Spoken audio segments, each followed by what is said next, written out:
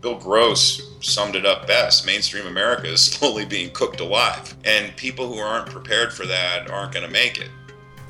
Hey friends, welcome back. I have a very exciting and informative call ready for you here with Dave Kranzler from Investment Research Dynamics. Dave's on the line right now. Dave, how are you, sir? I'm well, thank you. Thanks for having me on again. Hey, it's a real pleasure, man. We always love to have you on because, you're a straight shooter and, we're following your blog. So many people are now over at investmentresearchdynamics.com. I want to talk about your most recent article, The World is in Trouble. Are You Prepared for the Road? Which, of course, is a reference to Cormac McCarthy's heartbreaking novel and the movie, of course, that came from it, starring Viggo Mortensen. And the book is called The Road. Boy, I tell you what, I don't want to be on that road ever, my friend, because that's a bleak existence. But before we talk about that, could we circle back to your September 20th article? Is silver intentionally being drained and diverted from the retail system? It's important that we talk about it. And before I steal any of your thunder from this article, where would you like to begin? Well, I guess in terms of you can steal whatever thunder you want from this article. I prefaced it with the qualifier that for me this is just it's a theory that I've been toying with, and I wanted to put it out there to see how the response would be. Yeah, well, let me read this then, because I do want to steal a little bit of your thunder then. And Steal it all if you need to. no, That's fine. no, I read the whole thing, and I think it's a well thought out thesis here. And but you and I just in the pre-call started talking a little bit about the criminality in the system and the fact that when the collapse comes, it could be far, far worse than anybody even believes is possible. And again, it gets us back to the road, which is a place and a paradigm nobody will want to live in. But you wrote in this article, since it became clear to me in 2001 that the U.S. population was under attack by the wealthy, power-hungry elitists who have gained control of the system, I've been able to see how the economic, financial, and political collapse of the United States was going to unfold with a fair amount of clarity by applying this think like a criminal algorithm. What would I do next if I were a criminal that could operate unshackled from rule of law, end quote. And I love that paragraph because the way you set it up is so exactly true to those of us who are awake. We know that the criminals are in charge. We know that Rumsfeld said in 2001, the day before 9/11, $2.3 trillion, Dave, was missing from the Pentagon. Now the Pentagon openly admits they can't account for $8.5 trillion. So clearly the looting is on, and it would make only sense now that silver and gold is being looted too. They've taken everything else. Now it's time to loot the physical metal. So I just wanted to mention that before we talk about this, because again, your article is silver intentionally being drained and diverted from the retail system. Let's talk about that. My first idea when I started thinking about this was I looked at this retail silver shortage has developed in the United States, and it's not just the United States, it's global. I mean, I get emails and comments on my blog from readers all over the world, or in sort of the main venues around the world: Australia, Hong Kong, UK, etc., Germany, who are describing similar experiences in their country in terms of inability to get silver now, or you have to pay high premiums for it. And immediately when some of these apologists for the bullion banks like Bron Sucheki come out and they start poo-pooing this idea that there's a shortage of silver, because they say, well, look at the inventory on the COMEX. There's not a wholesale shortage. Well, yeah, let's take a look at the inventory on the COMEX, Bron. Why don't you go and visit the vaults with an independent auditor, and let's see what's really inside the vaults, and also let's inspect all of the files associated with the silver that's in those vaults so we can see what's been hypothecated and leased out. Because the fact of the matter is, the bullion banks who operate the COMEX are the ones who prepare those reports. Mm-hmm. And equip them with a disclaimer that says, nothing you've read here, nothing that we've said can really be construed as fact, so proceed at your own risk. Well, the CME slapped that on I think it was June of 2013 is when it showed up. Mm-hmm. And so I think what the people who operate the CME, which is the governing body above the COMEX, I think they basically said, whoa, wait a minute here. We're not really sure what's really there, so we better put this legal disclaimer on there. And believe me, the lawyers made them do that, and because they know something's wrong. And the truth is, if those reports are honest and bona fide, it would be the only financial reporting in any area of any of these banks that is free from corruption and fraud and Right. fraudulent reporting. Hmm. Because these banks have all been, successfully accused and prosecuted of fraudulent reporting and criminality in almost every other segment of their businesses. No, that's right. MERS fraud, LIBOR scandals, drug running for cartels, money laundering. Absolutely, you're 100% right. Yep. And so they want us to, guys like, the people at the Perth Mint want us to believe that the one small report that doesn't really get heavily scrutinized outside of our little small sector of the world, that they're actually reporting that honestly. Come on. So what I started thinking about is, we know that China and India are hoovering gold. They're buying they're both on pace to import a record amount of gold this year. And we also know, we suspect, you can't prove it because the data simply isn't there, but both India and Hong Kong have massive solar programs that require a massive amount of silver. And Rory Hall and I interviewed a guy who lives in Beijing, and he came up with some kind of arcane import data that shows that Hong Kong's been, or not Hong Kong, that China's been importing. You can track that they've been importing silver concentrates, sort of concentrated forms of silver that's highly unrefined. But you can't get any information in terms of, actual physical silver bars that they're likely importing. And the reason why we think they're importing a lot is because, according to this guy, and he's got all the data to prove it from actual Chinese reports, it's in our interview, China is essentially using all of the silver that it produces internally from its mines to fuel its solar installation program. And a very similar program is in place in India. And we know that India has been importing by far a record amount of silver this year. In fact, the U.S. is exporting silver to India, for God's sakes. I mean, there's a shortage of silver at the mint in this country, which some of these bullion bank apologists are blaming on production bottlenecks. Hmm. But that's BS as well. And yet we're exporting silver to India. So it kind of occurred to me, all right, if I'm a criminal and I know I've got a silver shortage problem, a supply problem, in terms of supplying silver to big, wealthy buyers and sovereign buyers like India and China. And make no mistake, I'm sure the Gulf state countries are importing a massive amount of silver as well. You know, you don't really care whether or not the U.S. hoi polloi have access, can readily buy silver. It doesn't bother you if they can't, and no one cares whether they can or they can't. And so why not divert a lot of the silver that might otherwise or should be going to the mint to produce enough silver to supply the demand at the retail level? You need that silver to deliver into India and China, et cetera, because it's one thing if you can't deliver to the U.S. middle class, but it's another thing if you default on delivery to sovereign buyers. That's when the gig is up. That's right. You wrote in your article the attitude towards the American populace at this point would be let them eat cake.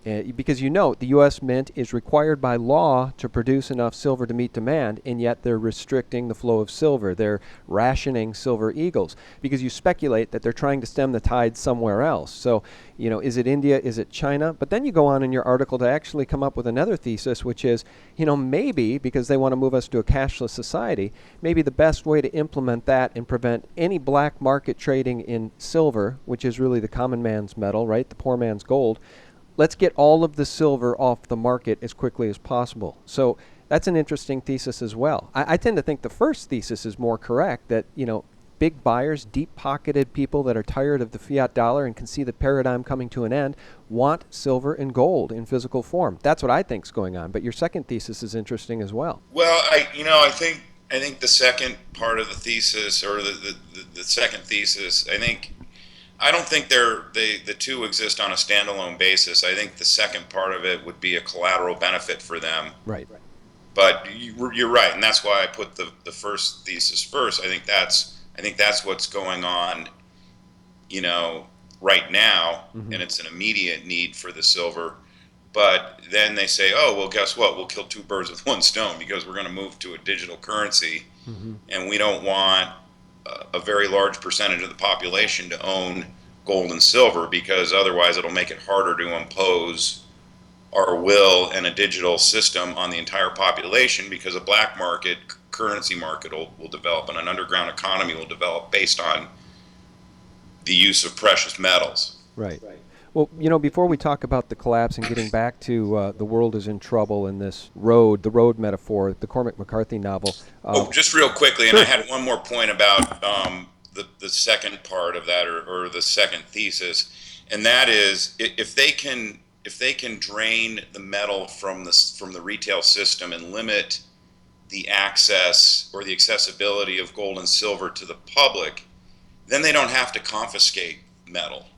I mean, I think it would be a really bad thing if they all of a sudden tried to confiscate metal or decree it to be illegal, because then in that instant, everyone in this country would know that everything that the gold investing community is saying is true. The conspiracy theories aren't theories; they're true. Right. So this is, in a way, it's kind of a backdoor way of confiscating the metal. They're just not overtly doing it and decreeing that you can't use metal. They just make it unavailable. Do you see what I'm saying? Yeah, no, I do see what you're saying, and what makes me wonder about the bigger picture is what is going on at the very very top levels. Because you probably recall the Economist magazine from 1988. On the cover was a phoenix rising from a burning pile of paper dollars, and around the phoenix's neck was a medallion, a gold coin that said 2018, and the cover said, "Get ready for a world currency." So the Rothschilds own the Economist magazine. So this has been a plan in the making for a very, very long time. I think, 30 years? 88, 98, yeah. It's almost 30 years. Yeah, and I don't know that they need to confiscate metal because they know so few people have it. The common man has no precious metal, and those that do, even the people that we know, we're not talking about tons and tons of metal like the world's richest guys. I mean, look at the Rothschild vaults. I don't want to get off track here, Dave, but I just wonder what the plan really is, because if that appeared on the Economist magazine in 1988, we've only got a couple years left of this paradigm. I mean, we all talk about collapse, but I think that's a very important landmark historical fact that needs to be cited. The Economist magazine, 1988. Get ready for a world currency in 2018. So maybe they don't have to confiscate metal because they know the majority of the public has none. I think that's right, but I think that this New World Order plan is a Western plan. I'm not sure that they're getting the cooperation that they need from China and Russia. And it could be that that was something that they didn't anticipate way back in 1988. I mean, way back in 1988, Russia was essentially on its ass, and I mean, China was nowhere. I mean, China wasn't even a popular tourist destination per se back then. I mean, some people were going over there to get cheap suits, people that I knew in New York, but um, China was nowhere. They weren't even on the map. So I'm not a buyer of this idea that China and Russia are ultimately in on the gig and everything we're seeing is kabuki theater. I think that the reason why this is going to head to a nuclear war, and I was chatting with Dr. Paul Craig Roberts yesterday, and he just bluntly says the U.S. wants to start a nuclear war with Russia because they think on a first strike basis they can win it. And he said the people running the Pentagon are insane, and I think he's right. And I think the reason why we're seeing these geopolitical tensions, I mean, the U.S. is at odds with China in the South Seas, and China continues a massive military buildup there, and they're obviously at odds with Russia in several spots around the world. So I think, and Dr. Roberts said this yesterday. He said, Russia refuses to be one of the United States vassals. Mm-hmm. And I think that's what it would take in order for this New World Order plan to really be set in motion. And that's why I think ultimately this thing is headed for a global military catastrophe. Yeah. No, I worry about that too. I don't think China is anywhere near a proxy state or a vassal state to the degree Japan is. I mean, the Pentagon and the powers that be in this country and the bankers control Japan, and I don't believe they control China in the same way. And I do wonder about Rothschild power, if we could just circle back to that for 1 second before we talk about World War III. Again, that Rothschild Economist magazine, 1988. I posted a piece over at SGT Report that I wrote called "The Aristocrats, the Rothschilds." And if I could just read this to you, Dave, I'd love to get your thoughts on it because I thought it was very ironic. The first 5 minutes of a documentary produced by Channel 4 in the UK, a very, very slick propagandist piece about the Rothschild family, actually produced by daughter Rothschild. Her name is Hannah Rothschild. The first 5 minutes alone are worth every second of your time. In the first few minutes, you will find the following sentence, quote, "Far away from public view, the famously discreet billionaire is hosting a private party to celebrate an art world coup. In 2007, he paid £5 million for Jean Chardin's subtle masterpiece, Boy with a House of Cards." And then I wrote, "My friends, the actual name of the Chardin painting is Boy Building a House of Cards. And if you're fully awake, you must find such information about one of the world's richest bankers very telling and amusing. Jacob Rothschild bought that painting just 1 year prior to the 2008 economic collapse." And I go on to talk about so many other interesting pieces of propaganda in that movie. But don't you find that fascinating, Dave? He bought a painting in 2007 called Boy Building a House of Cards. It's very, very interesting, and certainly the Brits are into their symbolism even more than Americans. My feeling is that even in the history of England, I mean, the monarchies would only last for what, a few hundred years, and they get replaced or overthrown or whatever. And so the Rothschilds, if you want to just sort of say they're the de facto royal family over there, Mm-hmm. the behind the scenes royal family, and they've been in really sort of in power for what, maybe since the late 1700s or something. So it's been 4 or 5 generations, Right. something like that. Yep. And so maybe they're losing control. I mean, I always believed that eventually dynastic families, etc., dynastic emperors, I think they get self-consumed with hubris, and that's their Achilles heel. Well, that's true, except for in this case, if we go back to the Balfour Declaration and the founding of Israel, these people control a lot of territory on planet Earth. And at 4:38, 4 minutes and 38 seconds into this propagandist documentary, there's this absolute gem. Listen to this. "His guests at Waddleson are not confined to the nobility and the newly rich. Royalty and presidents also come here, each time planting a tree in commemoration, their spades left gleaming in the corridor leading to the visitors' lavatories."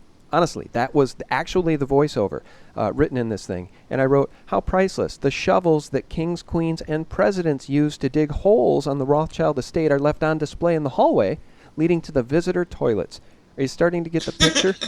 So, I mean, honestly, and then it goes on to talk about, and the whole idea of the propaganda of this piece is that they're outsiders. They've always been outsiders, and it goes back to them being Jews, and they were never aristocrats because they're outsiders as Jews. And then Jacob Rothschild goes on to lament about the past family history and how they were victimized in the ghettos. And I thought to myself, Dave, when is the last time you had a conversation with somebody in which you created some sort of sense of woe is me based on how your family had to live 200 years ago? When is the last time you brought up the Kranzler family history from 150 years ago and how you were so victimized and the world should still sympathize with you today? It's absolutely absurd.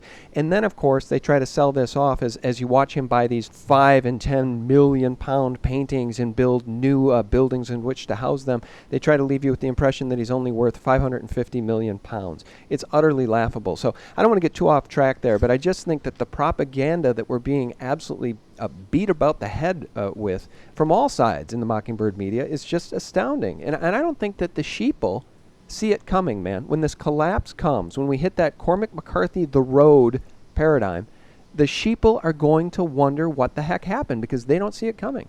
Oh, the middle class is and I said this a long time ago. I mean, I want to say like around 2004, is before blogging was popular, and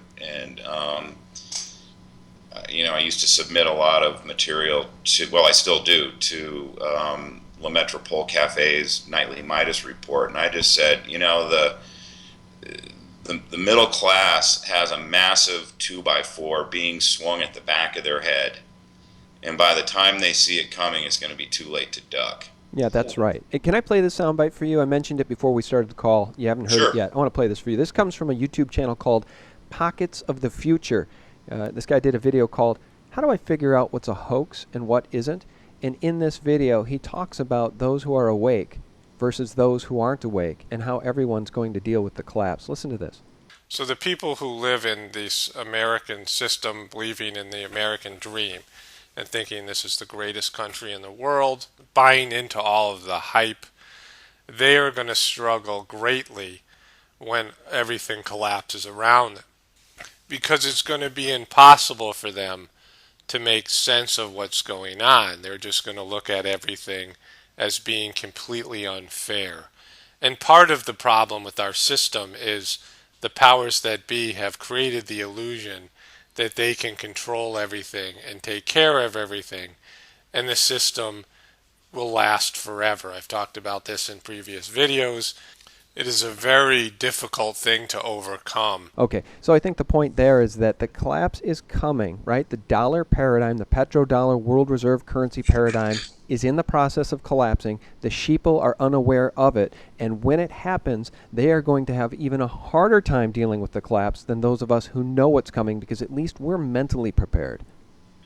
Well, I think people who see it coming are and again, I want to qualify this by saying I've said for over a decade I can sit down and talk to someone about how to get prepared for what's coming, to prepare them to possibly see what the other side is going to look like when it does hit.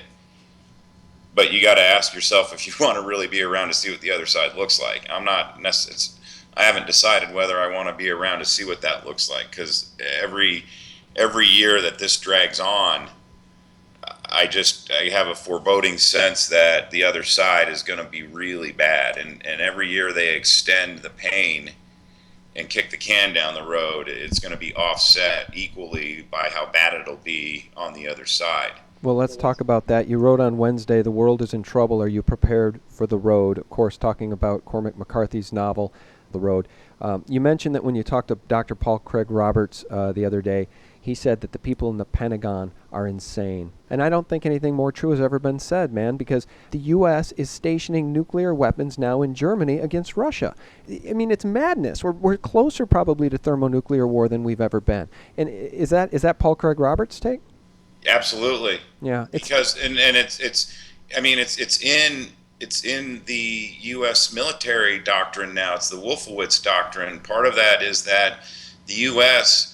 can win a nuclear war against Russia if we hit them first. It's first strike doctrine, and it's in writing. It's there, and it's that doctrine was formed during the late stages of the Reagan administration. Reagan, you can Google this. I'm sure it's on the internet. Reagan referred to these people as the crazies in the basement, and it was a policy think tank that was part of the White House that basically came up with this plan where the U.S. needed to systematically get control of all the energy resources in the Middle East, etc.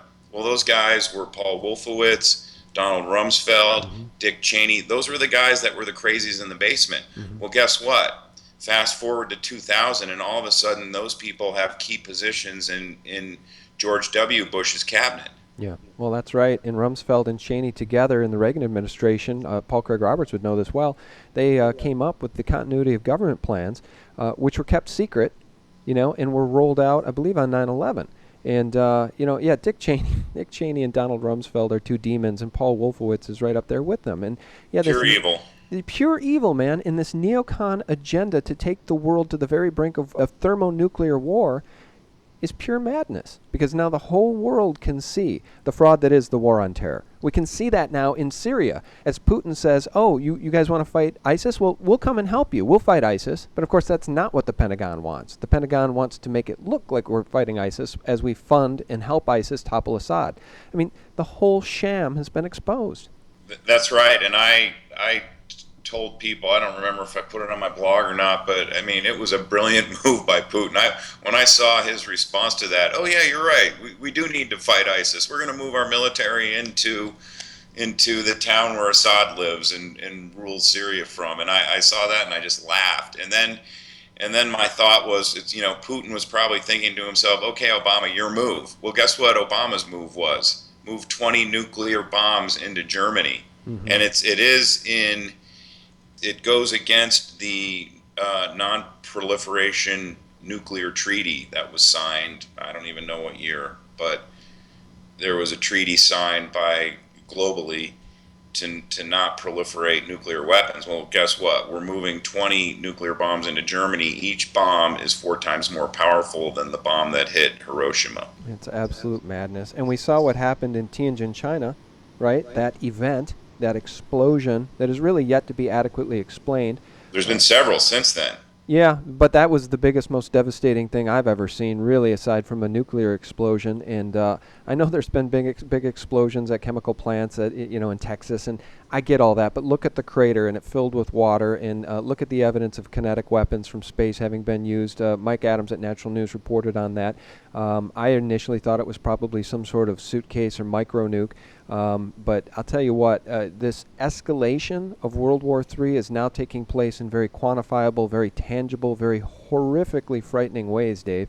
And, I'm with Paul Craig Roberts. There are madmen running the show in this country. And unless the American people stand up or the military itself stands up to get rid of them, I'm not sure that this is going to end well.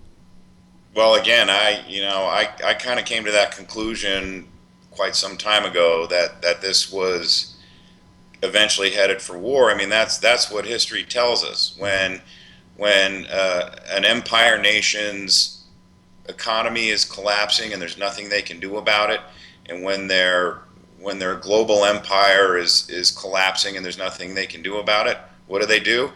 When all else fails, start a war. And that's been the lesson that we've learned throughout history. And I don't know why people think it's going to be different this time, because it's never been different throughout history, and we've got 5,000-6,000 years of it chronicled. Mm-hmm. Mm-hmm. So I mean, if it is different this time, it would be an extreme statistical outlier. Mm-hmm. I guess you'd call it a white swan, not a white swan, a green swan. Well, the other thing, too, that can help us understand what's going on is just to step back and take a look at history, and everybody should be aware of Albert Pike's 1871 plan for the 3 world wars. Read about that, because it's very, very scary stuff, and it's all part of the plan, unfortunately, I think. It's all part of a Luciferian plan, if I may go there, because Albert Pike did. They want to bring out the true light through the universal manifestation of the pure doctrine of Lucifer, brought finally out into the public view. This will be after World War III. So these people are truly insane. And at the end of the day, getting back to Cormac McCarthy's novel, The Road, and my God, did that movie just move my spirit, man. I have kids. Can you imagine being in a world like that, a post-apocalyptic world where cannibals are running wild because there's no food?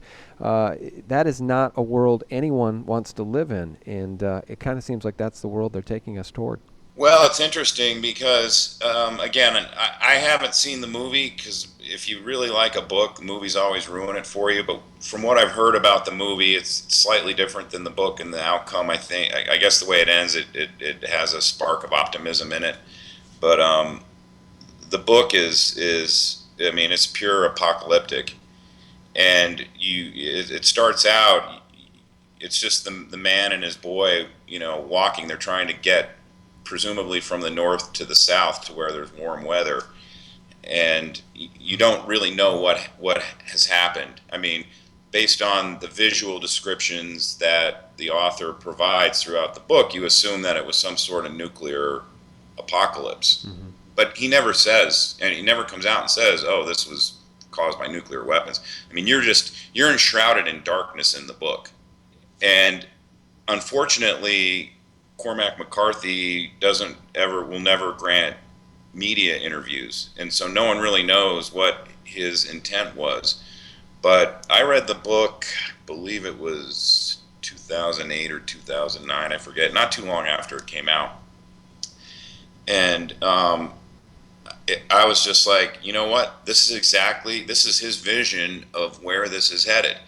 And the thing is, when I started getting into the precious metals and doing all the related reading that, leads you into, the truth about what's really going on and into the quest for truth seeking, I had thought that everything was going to collapse by 2008, and it did. We had a de facto systemic collapse in 2008. The only thing that didn't accompany it was a political collapse. But we were close to that as well. And they saved it by obviously printing tons of money, creating more derivatives, and basically stealing a few trillion of taxpayer money and giving it to the banks. I mean, that's basically what kept the system from collapsing back then, and everyone looked at it like, oh geez, these guys did a great job saving the system. Well, guess what? All they did was kick the can down the road and make it worse, because all the problems that caused what happened in 2008 continued to fester and get worse. And it's been hidden underneath a well-crafted shroud of propaganda. I mean, I don't think the average citizen in this country really understands that the derivatives problem is several magnitudes bigger than it was in 2008. It's just been hidden by changes in accounting rules, etc.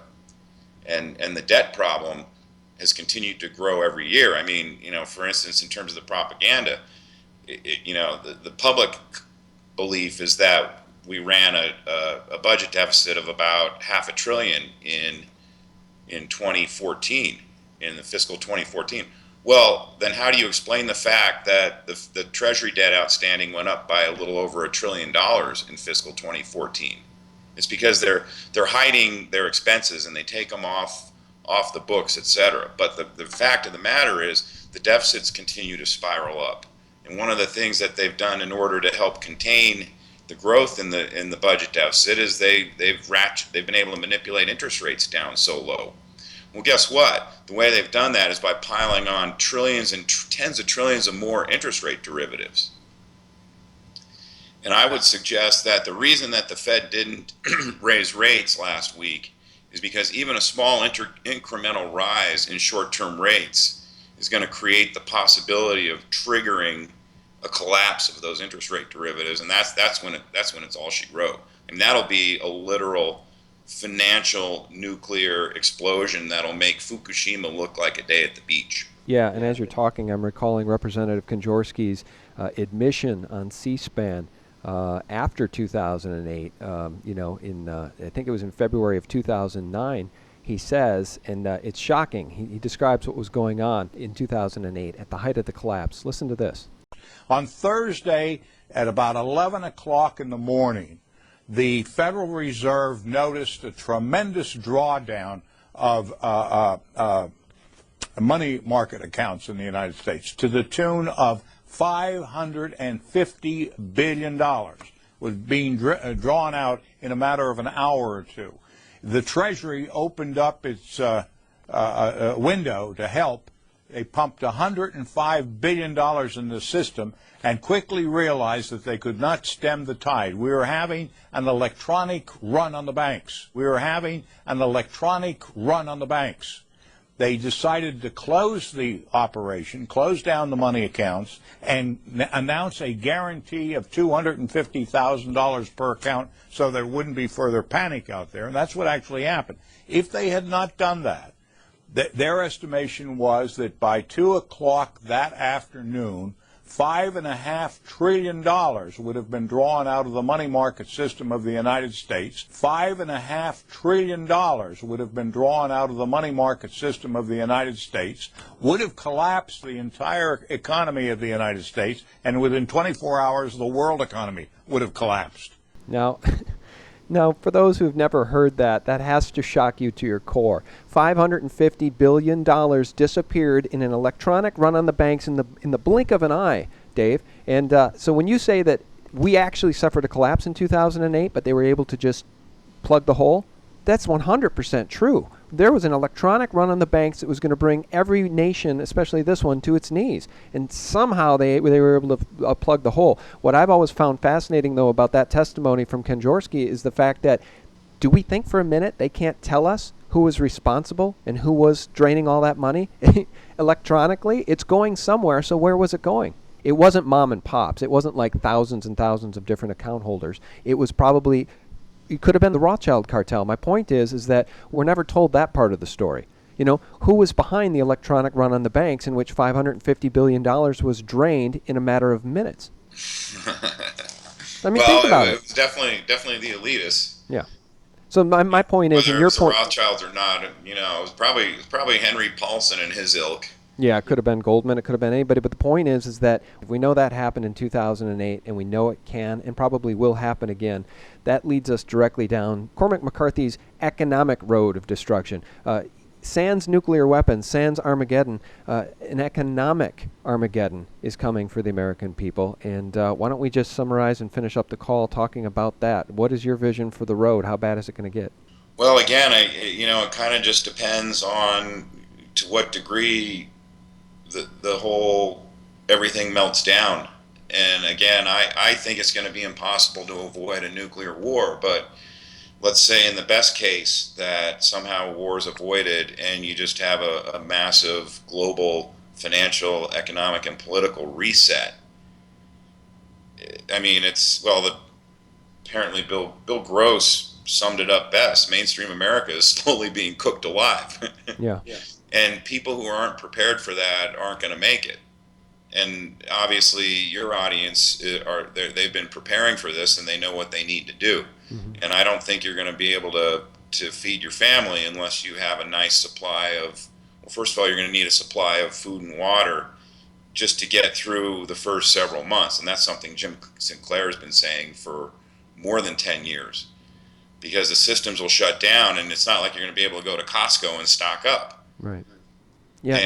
And then you're also going to need to have fungible amounts of gold and silver. I mean, you use gold to store larger chunks of wealth, and you use silver as fungibility so that you can, if you don't have food but your neighbor has something, you have some food, and he wants silver, you can trade silver for food, that type of thing. I mean, everyone knows that drill who's listening to this. Yeah. So, but the alternative view is global nuclear war, and then you get what was laid out in the road, if humanity survives it, which I'm sure there will be some. But there was a scene in the book, and apparently this wasn't in the movie, and this is what really kind of, when I first read it, I had to read the scene over and over, because the first time I read it I was just shocked.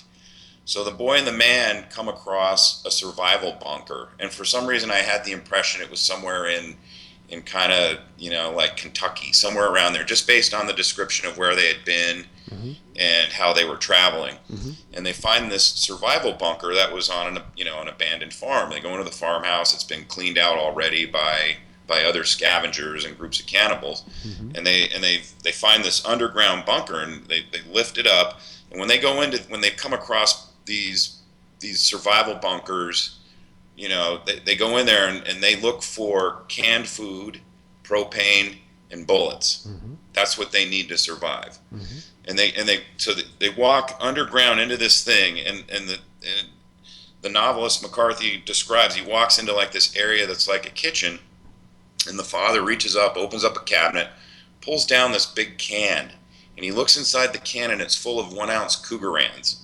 And he picks one out, looks at it, puts it back in the can, and puts the can back up on the shelf. Mm. And then he goes and he scouts around for food, propane, and bullets, of which he finds all 3 in there. Mm-hmm. That's interesting. No, I don't think that was in the movie, because I thought you were going to say they open up the the cellar door as they're exploring for food, and they discover prisoners down there. Well, that's what you thought first. Right. And that's in the movie. People being used as food, and it's horrifying. But finding the gold and putting it back because it's really valueless in a post-apocalyptic world. You're right. I don't think that was in the film. Right, and to me that's when I started thinking, you can prep, and you're prepping for the best case, but in the worst case, even gold and silver isn't going to save you. Right. it's canned non-perishable forms of food, Right. propane, and lead. Yeah, Because yeah, they but had a gun. yeah, but Somehow they had a gun with right. them. But to your point, man, in a post-apocalyptic world like that, most of us will probably wish we'd been taken out by the first strike. I'd rather live in the afterlife than live in that bleak despair that is described in The Road, because even if you have guns and bullets and food and water, it's a hellish life as depicted in that movie. But let's leave people with a bright spot, because what we've just described is the absolute worst case scenario. Let's be optimistic and assume it will never get that bad.